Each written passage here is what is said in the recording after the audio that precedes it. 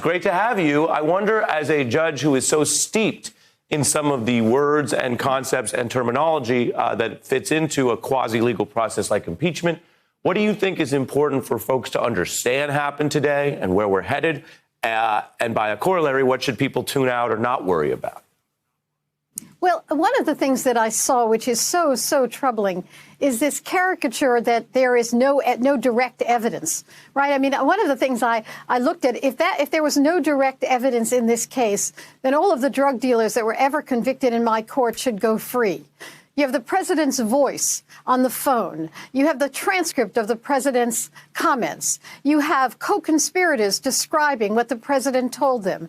You have Giuliani, who is the president's agent, describing what what he was told to tell other people. You have, you're a lawyer, the thing called consciousness of guilt, which is where the stories begin to change after the fact. We have this really very substantial evidence. To be sure, there isn't Bolton and Mulvaney and the others that Trump kept from speaking, but there really is substantial evidence here, which would have been sufficient in any court across the country. So I'm troubled that people are being caricatured. Yeah, Judge, expound on that point. When you say this evidence against a citizen in court, what would happen? What do you mean? Well, for example, Giuliani is obviously Trump's agent. He's described himself that way. So when he goes to the Ukraine and represents what he's doing, what he's digging up, what he says is essentially attributable to Trump.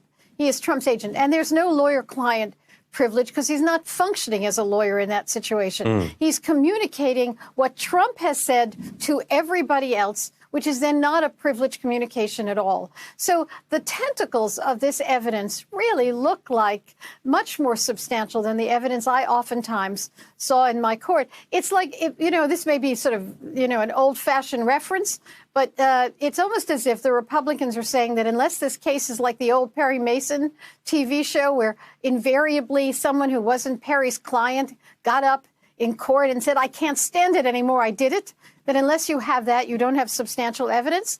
But also, Ari, the best evidence... And shout out to Perry Mason, Judge. Right, right.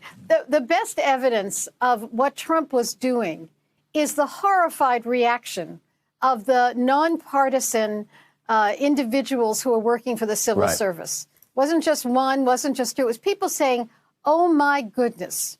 And to some degree, they're drawing the inferences that all of us should have drawn. Well, and that's why on this show we've tried to report out some of that evidence, which is the Judiciary Committee is having a very lawyerly debate on the Legal Committee about what these things are, and they can hash it out. As you remind everyone, it was a whistleblower, it was CIA folks, it was NSA folks, NSC, state, all saying, whoa, we can't do this. We don't abuse the powers, military and otherwise, the United States government to take out rivals. You don't have a democracy if you can do that.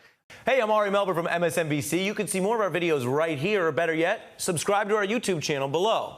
You could have been anywhere in the world, but you're here with us, and we appreciate that.